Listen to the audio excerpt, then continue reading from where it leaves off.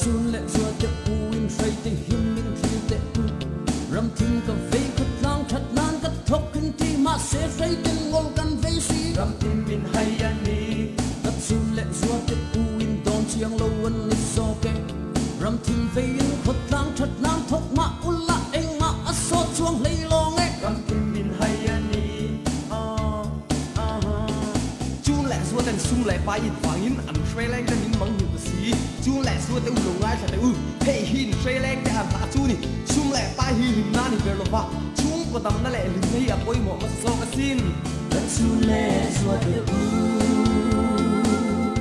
in don chiang lo ani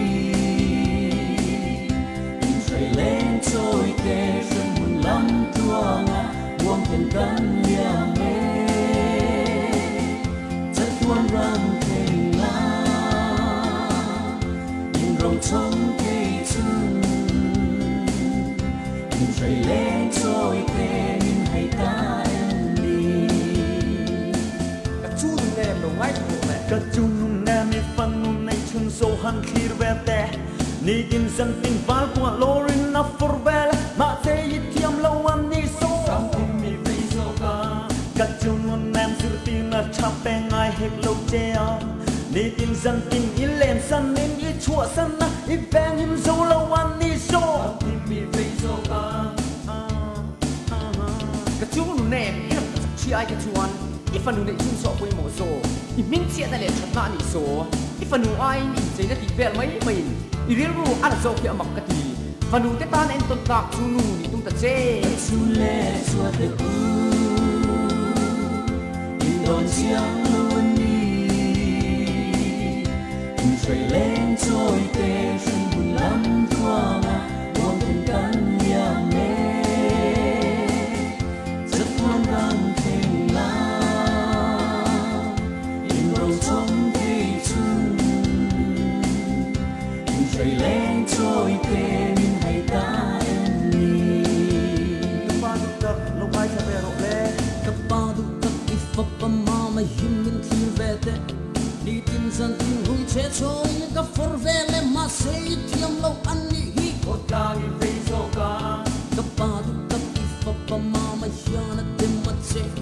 itu huna puti takin ni sei sa ama sei ve tak tak silo otang I ve so ka ka pa du ta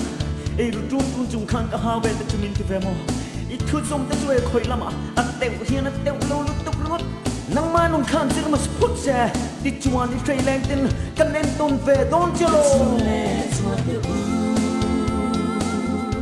in don chiang lo ni in tre lên trôi ke sân buồn lắm tuanga buông ten kan liang me rất hoang vắng thei na in rong trong cây chung in tre lên trôi ke in hai ta ni ka chu le chua te in don chiang lo ni in tre lên trôi ke sân buồn lắm tuanga buông ten kan liang me rất hoang vắng thei na in rong trong cây chung in tre lên trôi ke in hai ta ni ka chu le chua te in don chiang lo ni in tre lên